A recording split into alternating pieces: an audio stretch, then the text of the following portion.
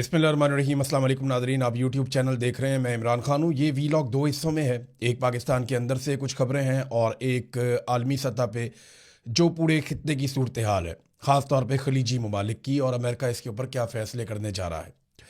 आज लड़ाई से ज़्यादा कुछ और चीज़ें मैं आपको बताऊँगा, लेकिन सबसे पहले इमरान खान साहब के बेटे पे इल्ज़ामात लगाए जा रहे हैं और फेक न्यूज़ की बुनियाद पे लगाए जा रहे हैं। हुकूमत जो है पाकिस्तान की, उन्होंने ये दावा किया कि इमरान खान के बेटे ने जीएसपी प्लस के स्टेटस के खिलाफ कोई बात की है। हुकूमत का ये दावा है।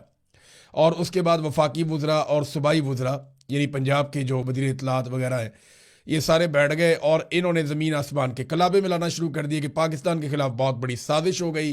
जनाब इमरान खान भी को बहुत बड़ा साजिशी है, उसके बेटे भी पाकिस्तान के खिलाफ साजिश कर रहे हैं। जनाब पहले वो मुतनाज़े नहीं थे, अब वो मुतनाज़े हो चुके हैं, और पता नहीं क्या कुछ कहानियां इन्होंने सुना दी। तो ज़रा फैक्ट चेक कर लेते हैं। एक तो देखें, वफाकी वज़रा ने प्रेस कॉन्फ्रेंस की है, ये कोई मजाक नहीं है। जब आप ओहदों पे छोटे छोटे लोगों को बिठाते हैं तो ओहदों की तौकीर भी जाती रहती है। यहां पे सबसे पहले मैं आपको बीबीसी की खबर पढ़ के सुनाता हूं। बीबीसी क्या कह रहा है, ये कैटेगोरिकली जो बीबीसी में लिखा, उन्होंने कहा जी 1 मिनट और 7 सेकंड दौरानिए की कासिम खान की यह तकरीर अक़वाम मुत्तहिदा की वेबसाइट पर भी मौजूद है और ख़ुद उन्होंने भी सोशल मीडिया प्लेटफॉर्म पर शेयर की है। इसमें कहीं भी पाकिस्तान के जीएसपी प्लस दर्जे की बात तक नहीं हुई। ताहम इस तकरीर के क्लिप सोशल मीडिया पर शेयर करके ये इल्ज़ाम लगाया जा रहा है। कासिम खान ने पाकिस्तान में इंसानी हकूक़ की खिलाफ वर्जियों का हवाला देते हुए जीएसपी प्लस स्टेटस ख़त्म करने की बात की। ये इल्ज़ाम है, ये झूठ है। और ये बीबीसी ने कहा कि पूरी तकरीर में किसी जगह पे जीएसपी प्लस स्टेटस का तस्करा भी नहीं है। मैंने आपको पहले बताया था, ये स्टेटस ये है कि पाकिस्तान जो माल भेजता है, पाकिस्तान के ताजिर यूरोपीय मंडियों में, वहाँ पे जो तरक्की पजीर ममालिक हैं उनको जीएसपी का एक स्टेटस मिल जाता है जिसमें उनको रियायतें मिल जाती हैं, वो टैक्स वैक्स उनको कम पड़ता है, बाद का छूट मिल जाती है।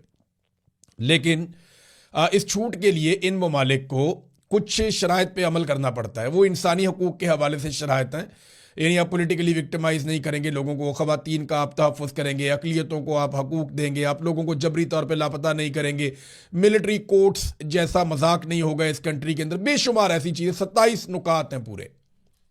पाकिस्तान ने तहरीरी गारंटियाँ दी हुई हैं। तो जब आप वो नहीं करते ना काम, तो फिर उसके बाद क्या होता है, वो फिर आपके ऊपर बैकलैश आता है और वो आपसे जीएसपी प्लस स्टेटस वापस लेने की बात करते हैं। अब इमरान खान के बेटे ने तो पूरी तकरीर में ये बात ही नहीं की। हाँ, इस पे बात की जुल्फी बुखारी ने, और उन्होंने ये बात की कि ये स्टेटस तो पाकिस्तान का रहना चाहिए, हम इसकी हमायत करते हैं। यानी ये स्टेटस नहीं होगा तो पाकिस्तान पे दबाव कैसे डाला जाएगा। तो इंसानी हकूक की पामालियों पे बात हो रही थी। देखिए, इमरान खान का बेटा कह रहा है पाकिस्तान में जुल्म हो रहा है, पाकिस्तान के वजीर कह रहे हैं जी हमारे जुल्म को उजागर मत करो वरना जीएसपी प्लस का स्टेटस चला जाएगा। जुल्म करना इन्होंने बंद नहीं करना,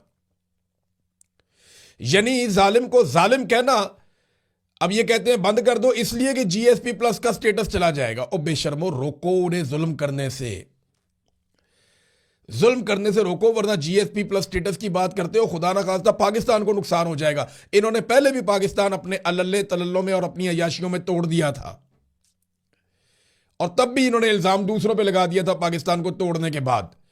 हमूद रिबान कमीशन की रिपोर्ट निकाल कर देखें तो उसमें लिखा हुआ है कौन कौन जिम्मेदार है। लेकिन इन्होंने पहले भी मलबा किसी और पर डाल दिया, और अब बेड़ा गर्क, इकोनॉमी का बेड़ा गर्क किसने किया? इन्होंने किया।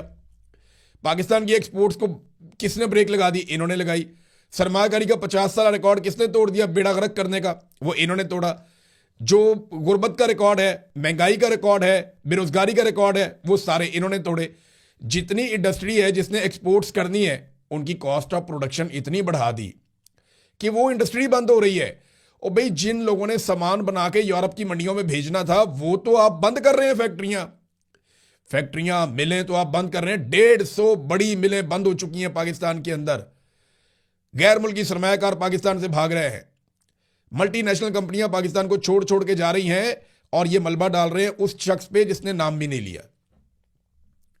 ये अपनी सारी बर्बादी का मलबा हर दफा किसी और पर डालते हैं। ये बीबीसी की आपको खबर थी ना। आगे जरा आप देखें डॉन न्यूज़ क्या कह रहा है।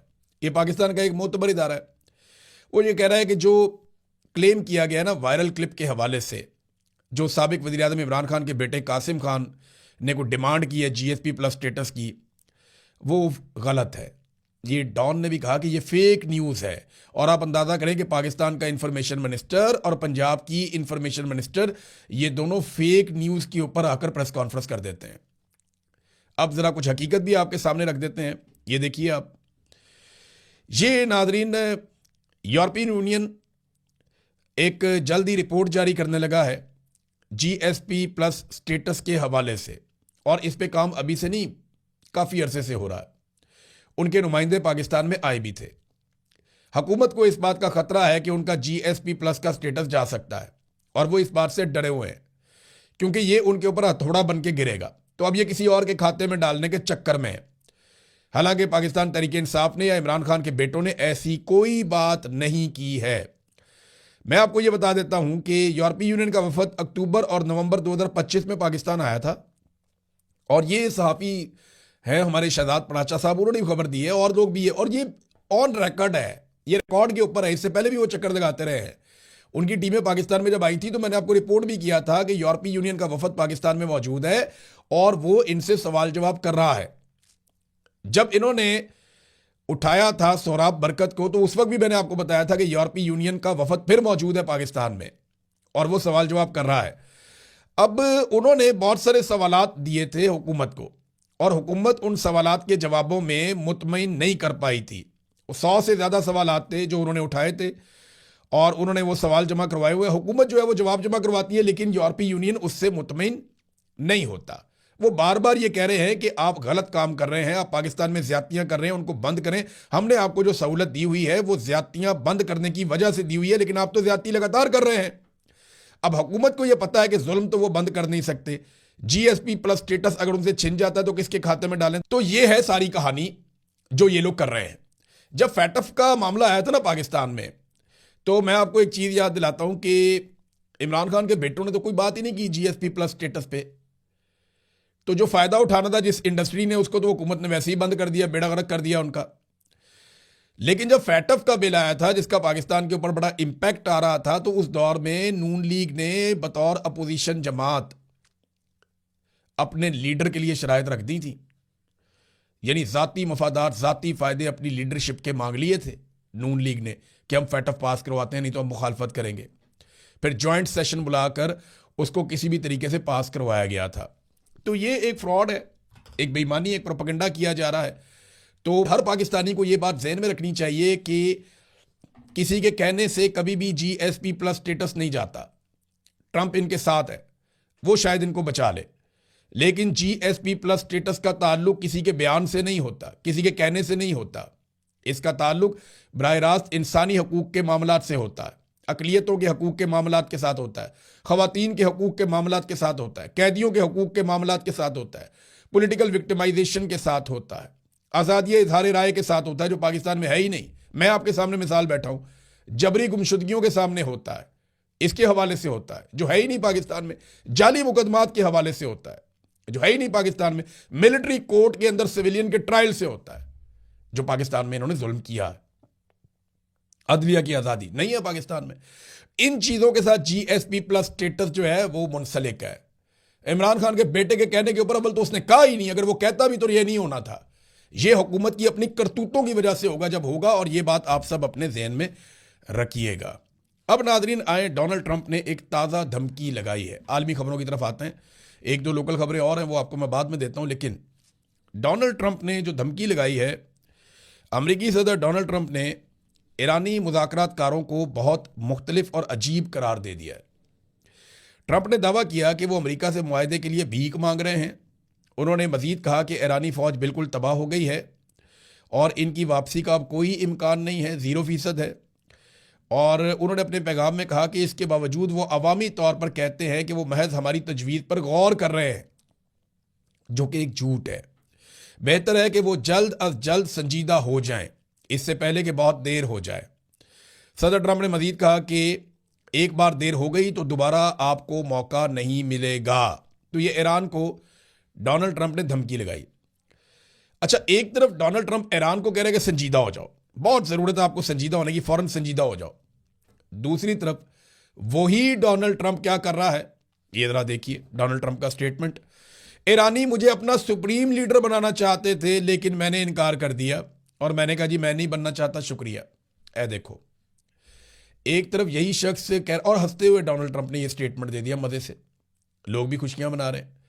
यानी कोई ये सोच सकता है, कोई ये इमेजिन कर सकता है कि आयतुल्लाह अली खामनाई की शहादत के बाद ईरानी उठेंगे और उठ के डोनाल्ड ट्रंप को अपना सुप्रीम लीडर बना देंगे?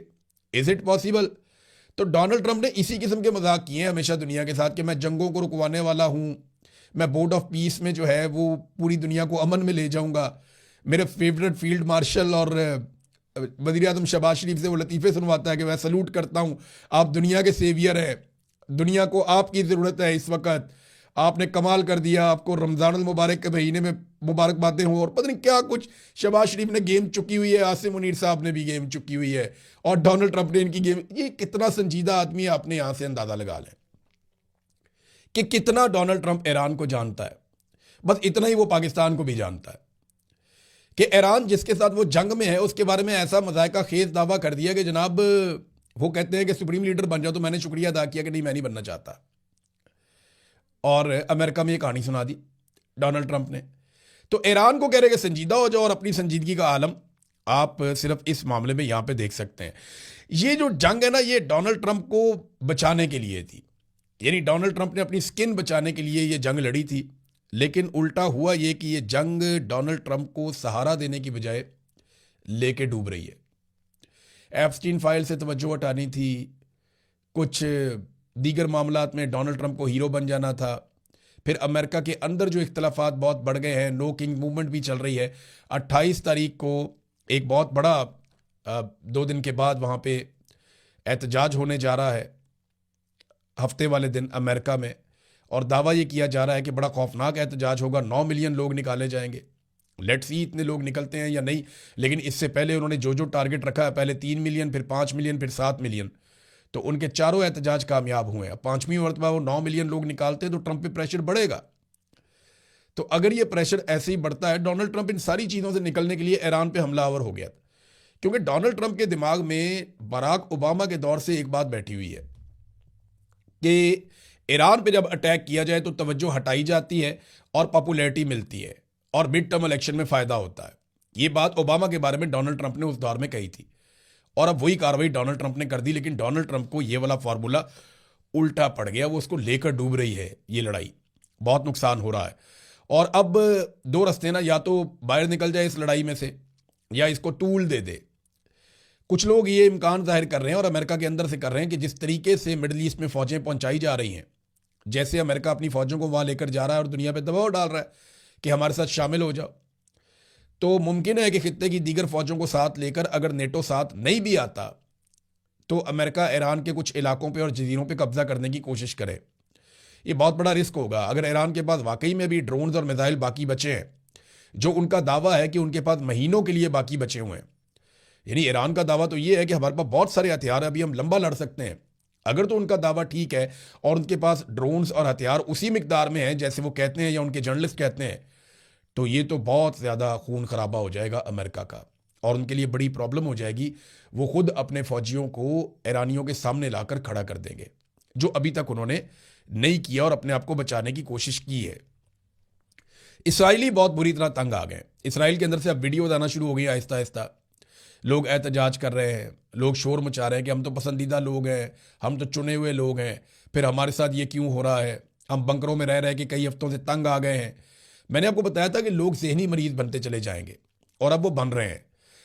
अब सायरन नहीं भी बज रहा होता तो लोगों को सायरन की आवाज़ आ रही होती है, धमाके नहीं भी हो रहे होते तो लोग डरे हुए सहमे हुए रहते हैं, और हर थोड़ी देर के बाद ईरान की एक नई लहर आती है। यानी 1 महीने का टाइम नहीं गुजरा और लगभग 82-83 लहरें जो हैं वो ईरान की 90 के करीब शायद हैं।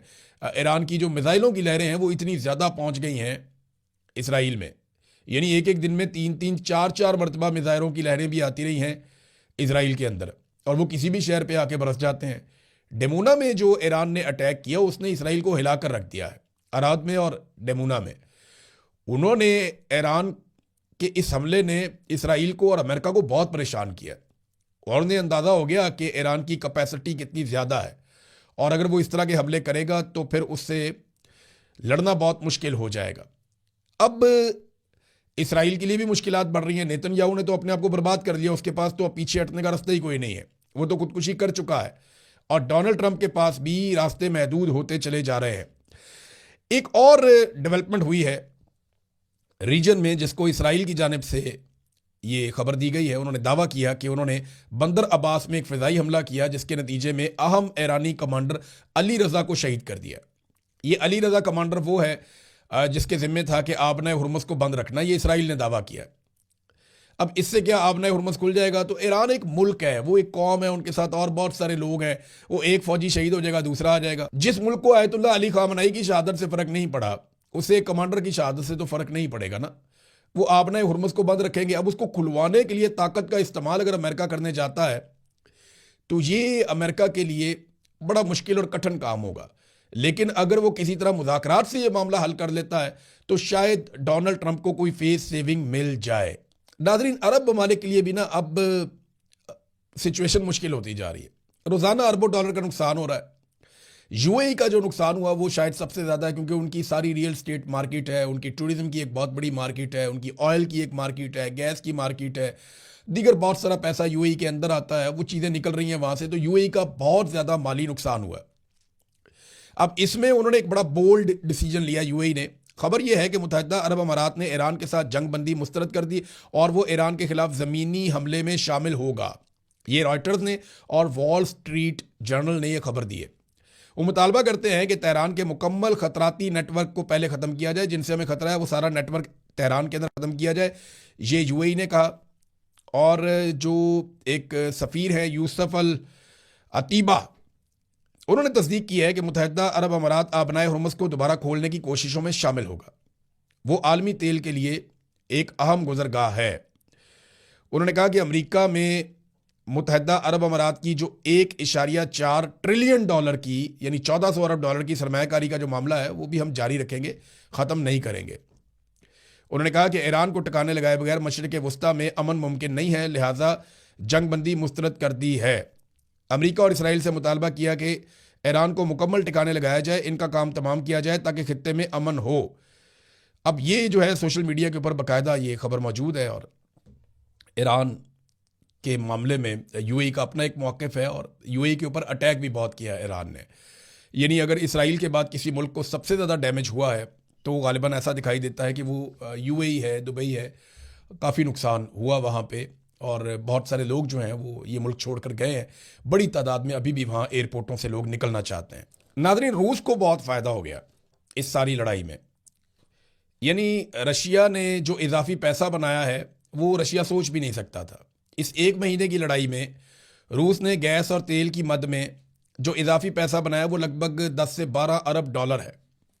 और अगर ये लड़ाई तूल पकड़ती है या ये सिचुएशन प्रलॉन्ग करती है तो इसमें रशिया मज़ीद इतने पैसे या इससे ज़्यादा पैसे बना सकता है। तो ये एक बड़ी कमाई है जो कोई भी मुल्क कर सकता है।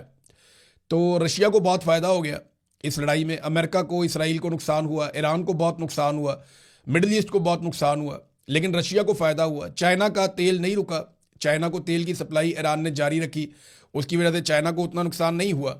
लेकिन नुकसान उन ममालिक को हुआ है जो ममालिक ईरान के ख़िलाफ़ है या ईरान को ज़ाती तौर पर नुकसान हुआ है। लेकिन ईरान ने कम से कम एक बात साबित की है कि ये मिथ उन्होंने तोड़ दी कि अमेरिका और इसराइल के ऊपर वापस अटैक नहीं किया जा सकता। वो वापस का जो अटैक है ना ईरान का, वो उसको तारीख में बहुत फ़ायदा देगा। लेकिन इस मरले पे बहुत सारे लोग ये कह रहे हैं और ईरान के अंदर भी ये सोच मुख्तलिफ लोगों में मौजूद है कि अगर बेहतर मुज़ाकरात हो जाएं और एक अच्छी डील हो जाए जंगबंदी की तो वो कर लेनी चाहिए और अपने सिक्योरिटी पे कंप्रोमाइज़ किए बगैर अगर कोई डील होती है तो वो ईरान को सूट कर सकती है। अब नाज़रीन, पाकिस्तान वापस आते हैं। वहाँ से दो खबरें हैं। एक तो मुराद सईद साहब की जो सेनेट की नशिस्त है उसको फारिग कर दिया गया। 9 मई का केस है जनाब, ATC अदालत है, उन्होंने कहा जी फारिग करें। इलेक्शन कमीशन ने नोटिफाई भी कर दिया।